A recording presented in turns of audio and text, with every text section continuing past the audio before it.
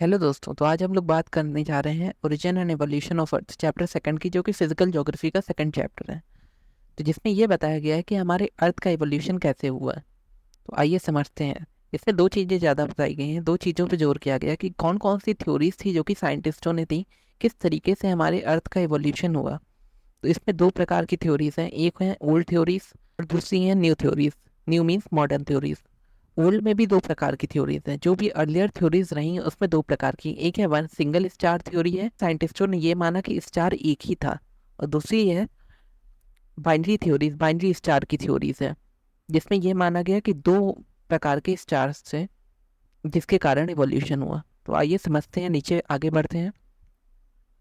तो चैप्टर शुरू होता है क्राइम से, ट्विंकल ट्विंकल लिटिल स्टार, जो कि आपने बचपन में पढ़ा होगा, जिसके बारे में बेसिकली ये पूछा जा रहा है कि हमारे अर्थ का फॉर्मेशन कैसे हुआ, क्या आपने सोचा है इस बारे में। तो फिर आगे बढ़ते हैं इसमें। तो अर्लियर थ्योरीज, दो प्रकार की थ्योरीज हैं जैसा कि मैंने बताया। ये पहली थ्योरीज है जो कि पुरानी अर्ली थ्योरीज है, जिसको पहली थ्योरी जो दी गई थी वो इमैनुअल कांत के द्वारा दी गई थी 1796 में, जिसको कहा गया था नेबुलर हाइपोथेसिस। और इसके बाद लैपलास ने भी एक थ्योरी दी थी। बेसिकली दो थ्योरीज हैं। पहली थ्योरी ये कहती है, इनकी जो थ्योरी थी उसके बारे में थोड़ा डिस्कस कर लेते हैं। जैसा कि आप पिक्चर में देख पा रहे होंगे, कुछ इस प्रकार के इन्होंने एज्यूम किया था कि एक ये सिंगल स्टार था। जैसा कि आप पिक्चर में देख पा रहे होंगे कि कुछ इस प्रकार से नेबुला हाइपोथेसिस थ्योरी बनाई गई थी कि एक सिंगल स्टार है। इस स्टार के अराउंड, ये सिंगल स्टार है, इस स्टार के अराउंड एक क्लाउड क्रिएट होता है। जो कि एक कोल्ड क्लाउड है। ये माना कि ये सुपर नेचुरल क्लाउड है जो कि सॉलिड फॉर्मेट में है। ये जो क्लाउड है ये सॉलिड फॉर्मेट में है। ये जो क्लाउड है ये सॉलिड फॉर्मेट में क्लाउड है। और उन्होंने ये माना कि ये क्लाउड इस तरीके से रोटेट होता है, और रोटेट होते होते ये कंबाइन होता है। और ये तब तक नाचता रहता है जब तक ये एक हॉट नेबुला ना बन जाए। हॉट नेबुला मीन्स एक हॉट क्लाउड ना बन जाए। हॉट क्लाउड बन जाएगा तो ये धीमे धीमे कोलाइड हो जाएगा, और कुछ इस प्रकार से ये 9 प्लैनेट्स क्रिएट होंगे। जी हाँ, 9 प्लैनेट्स क्रिएट होंगे। उस समय तक 9 थे, बाद में 8 माने गए, प्लूटो को बाद में हटा दिया गया। तो उस समय तो 9 ही थे। तो उन्होंने बताया ये क्लाउड क्रिएट होता है। पहले तो ये शुरुआत में ठंडा क्लाउड होता है, और क्लाउड नाचते नाचते गर्म हो जाता है। और जब गर्म हो जाता है, जो हीट होती है उससे जो इसके डस्ट होते हैं वो कंबाइन होते हैं, और 9 प्लैनेट क्रिएट होते हैं। कुछ इस प्रकार से उन्होंने बताया था, जिसको उन्होंने नाम दिया था नेबुला हाइपोथेसिस। नेबुला मीन्स होता है सुपर नेचुरल क्लाउड, और सुपर नेचुरल क्लाउड, इसी क्लाउड को उन्होंने नेबुला बोला था। डस्ट क्लाउड या इसको आप कुछ भी कह लो, ये सुपर नेचुरल क्लाउड। उन्होंने इस तरीके से एज्यूम किया कि यूनिवर्स का जो फॉर्मेशन हुआ होगा और 9 प्लैनेट्स जो बने होंगे वो इस प्रकार से बने होंगे। बट इसमें कई सारे सवाल उठे उनके ऊपर। उनको कहा गया कि अगर आप एक बात बताइए, अगर ये क्लाउड, पहली तो ये चीज़ है कि ये क्लाउड आया कहाँ से। पहला क्वेश्चन उनके ऊपर क्रिटिसिज्म ये उठा कि ये क्लाउड आया कहाँ से। कहाँ से भाई आपने मान लिया, क्योंकि अगर ये क्लाउड था तो अब भी कुछ ना कुछ कारण होने चाहिए। तो पहले ये था कि ये क्लाउड आया कहाँ से। और दूसरा इन्होंने ये पूछा गया कि भाई जब क्लाउड मूव होगा तो हीट क्रिएट होगी। तो आप ये बताइए, आप कोल्ड कैसे क्रिएट कर रहे हैं। आपने ये कहा कि ये क्लाउड क्रिएट होता है, क्लाउड जो होता है ये नाचता रहता है, और नाचने से ठंडा होकर ये 9 प्लेनेट बनाता है। कुछ इस प्रकार से इन्होंने कहा। तो पहला क्रिटिसिज्म तो ये था कि पहला ही क्लाउड कहाँ से आया भाई, कैसे आपने मान लिया। और दूसरा ये था कि भाई क्लाउड मूव करते समय हीट कैसे, मतलब कोल्ड कैसे हो रहा है, हीट क्यों नहीं हो रहा है। क्योंकि जहाँ तक आपने law of conservation of energy पढ़ी होगी, तो उसमें ये बात मेंशन की गई है कि भाई जब आप कोई भी चीज़ मूव करती है तो हीट क्रिएट होती है। सपोज करिए आपका जो हैंड है, अगर आप एक हैंड भी अपना रब करते हो तो एक हीट क्रिएट होती है। तो यही चीज़ कहेगी, जब कोई चीज़ मूव होती है तो एक हीट क्रिएट होती है। ये कोल्ड कैसे क्रिएट हो रहा है, ये तो नेचर के विपरीत है भाई। जो साइंस है उसकी ही एक अपोजिट आप जा रहे हो। तो इस तरीके से इनकी जो थ्योरी थी उसको गलत माना गया। कहा कि भाई नहीं, ऐसा तो नहीं हो सकता। इतना तो आप मान के चलिए कि ये जितनी भी थ्योरीज हैं ये सब एक एजम्पशन है। जितनी भी मॉडर्न थ्योरीज होंगी, चाहे जितनी भी थ्योरीज होंगी, ये सब एक एजम्पशन है। तो इस एजम्पशन को मान के चलिएगा। दूसरा दूसरी जो थ्योरी बनी वो बनी लैपलेस की थ्योरी। लैपलेस ने इनको देख लिया कि भाई ये चीज़ें थी जो क्रिटिसिज्म उठा उनसे इन्होंने सीख ली, और इन्होंने कुछ इस प्रकार से कहा कि भाई सेकंड जो थ्योरी आई वो आई लैपलेस की थ्योरी। लैपलेस ने ये देख लिया कि भाई इनके ऊपर क्रिटिसिज्म उठा है। क्रिटिसिज्म क्या उठा है ये भी इन्होंने जान लिया कि भाई जो मूवमेंट होता है तो चीज़ें हॉट होती हैं ना कि कोल्ड होती हैं। तो इन्होंने ये एग्जम्पशन लिया, इन्होंने कहा कि भाई ठीक है हमने भी सीख लिया। तो इन्होंने ये माना कि ये जो क्लाउड है ये एक हॉट क्लाउड है। ऑलरेडी पहले ही इन्होंने मान लिया कि भाई ये जो क्लाउड है ये एक हॉट क्लाउड है, यानी हॉट नेबुला है, और ये रोटेट हो रहा है, लगातार रोटेट हो रहा है। दूसरा उन्होंने ये माना, प्लस ये रोटेशन में है। दो चीज उन्होंने मान ली, पहला ये एक हॉट क्लाउड है, दूसरा ये रोटेशन में है। और जब रोटेशन हो रहा है इसका, तो उन्होंने ये माना कि भाई रोटेशन हो रहा है, प्लस जब ये रोटेशन हो रहा है तो इसका जो रेडियस है वो डिक्रीज हो रहा है, रेडियस डिक्रीज हो रहा है, प्लस वेलोसिटी जो है वो बढ़ती जा रही है। इन्होंने ये माना कि ये जो क्लाउड है ऐसे ऐसे करके खूब तेजी से घूम रहा है, रेडियस डिक्रीज हो रहा है, और जो हीट लॉस के कारण एक एक प्लैनेट फॉर्म हो रहा है। जितना भी हीट लॉस हो रहा है, जैसे जैसे एक एरिया ठंडा हुआ एक प्लैनेट क्रिएट हो गया। इस प्रकार से इन्होंने क्रिएट किया कि भाई रोटेशन हो रहा है बहुत तेजी से, हीट लॉस हो रहा है, और जब हीट लॉस हो रहा है तो भाई उसी से जितने जैसे जैसे वो ठंडा होता गया वैसे वैसे प्लैनेट क्रिएट होते गए। और इन्होंने ये माना कि जो अभी तक गर्म है, अभी तक जो गर्म है वो एक सन है। मतलब इसको भी इन्होंने क्लाउड के फॉर्म में ही कंसीडर किया। तो ये दो थ्योरी थी, वो ये नेबुला हाइपोथेसिस की थ्योरी मानी जाती है, क्योंकि इसमें क्लाउड को माना गया, और सिंगल स्टार थ्योरी थी ये दोनों। तो इनके ऊपर भी यही क्रिटिसिज्म उठा कि भाई ये जो आपने हीट मानी इसका सोर्स क्या है, पहले ये बताइए आप।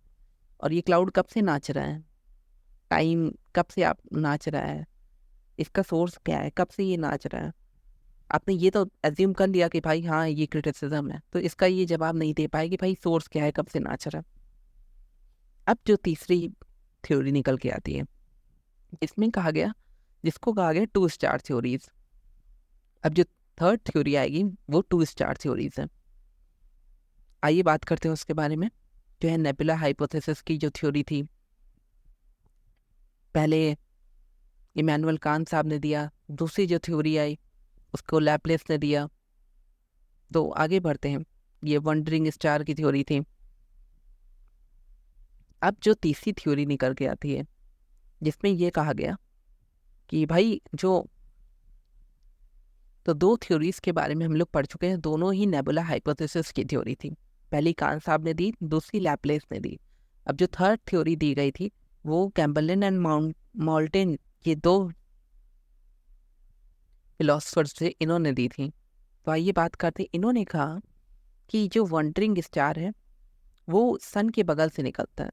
आइए इसका फिगर देख लेते हैं, थोड़ा सा आप डायग्राम देखोगे तो बहुत अच्छे से समझोगे इसे। तो अब हम लोग बात करने जा रहे हैं यहाँ पे प्लैनेटेसिमल थ्योरी के बारे में, जो कि चैम्बरलिन और माउंटेन ने दिया था। तो इनके हिसाब से टू स्टार ये थ्योरी थी। टू स्टार मीन, पहला तो इन्होंने माना कि एक सन था जिसको इन्होंने माना प्रोटोसन, प्रोटोसन या प्रोटो स्टार, दोनों में से कुछ भी आप कह सकते हैं। इन्होंने एक माना प्रोटो स्टार, दूसरा इन्होंने माना including star. Including star means इन्होंने माना कि एक जो स्टार है वो यहाँ से कहीं से आया है, वो उसका सोर्स अननोन है, बट वो आया है, वो पास से निकल के, जब वो पास से गया तो इसके कुछ पार्टिकल्स उसने अपनी ग्रेविटी से अट्रैक्ट किए, इस तरीके से अट्रैक्ट किए। और जो जैसे जैसे वो आगे बढ़ा उसके जो पार्टिकल्स थे उसके पीछे नहीं जा पाए, बट जैसे वो तो अपनी स्पीड से चला गया, स्टार अपनी स्पीड से चला गया, बट ये जो पार्टिकल्स निकले वो यहाँ पे रिवॉल्व करने लगे, और बिल्कुल अंत में आके वो उन्होंने 9 प्लैनेट्स बना दिए। कुछ इस प्रकार से इन्होंने अपनी थ्योरी दी कि भाई स्टार की स्पीड से वो भी निकला, और वो यहाँ पे इसके अराउंड रोटेट करने लगा, और फिर उसके बाद 9 प्लैनेट्स क्रिएट कर लिए। तो कुछ इस प्रकार से इन्होंने कहा था। तो अब बात दूसरा दो थ्योरी है टू स्टार्स के ऊपर। तो दूसरी जो थ्योरी है वो टाइडल हाइपोथेसिस, तो इसके बारे में भी बात कर लेते हैं क्योंकि दोनों कुछ सिमिलर ही थ्योरी हैं। दूसरा दूसरी जो थ्योरी है उनका ये कहना था कि सन के जब ये स्टार निकला, बिल्कुल सिमिलर थ्योरी है कि उन्होंने भी कहा कि ये स्टार यहाँ से आया, बट उन्होंने बस इतना थोड़ा सा अलग ये कहा कि यहाँ से कुछ वेव्स उठी जब इसकी ग्रेविटी के कारण, जैसे एक टाइडल फॉर्म में, जैसे टाइड्स होती हैं, लहरें उठती हैं कुछ इस प्रकार से। और उन्होंने ये माना कि ये एक गैस फॉर्मेट में था जो सन था, तो उसकी जो टाइड्स उठी, जैसे लहरें टाइप की जो आज भी उठती हैं टाइड्स आती हैं, उस टाइड्स की तरह ही वो एक शिकार फॉर्मेट लेता है, पीछा करता है। उन्होंने ये नहीं कहा कि पार्टिकल्स आए, उन्होंने कहा इसकी टाइड्स उठी, बस अंतर इतना ही है। और उन्होंने भी बिल्कुल सेम एक्सप्लेनेशन दिया।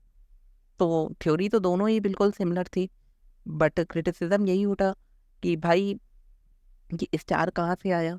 अब दोनों लोगों ने ही सिमिलर थ्योरी दी है, स्टार कहाँ से आया, स्टार का सोर्स क्या था। तो दोनों ही सिमिलर थ्योरी थी। आगे चलते हैं एनसीईआरटी पे अपनी। जैसा कि हम लोगों ने बताया कि दोनों थ्योरीज कुछ सिमिलर ही थी और दोनों पे बाइनरी थ्योरीज कहा गया क्योंकि दोनों ही टू स्टार थ्योरीज थी। अब उसके बाद जो चीज़ें आती हैं, उसके बाद एक फिलोसफर थे, उन्होंने कहा कि भाई ये जो नेबुला हाइपोथेसिस है कुछ सफिशिएंट डिटेल्स देती है, बट पूरी तरीके से वो भी उसको नहीं मानते थे। उन्होंने ये कहा कि जो सन के सराउंडिंग नेबुला है मोस्टली हाइड्रोजन हीलियम का है, जिसको एक टर्म डस्ट दिया गया।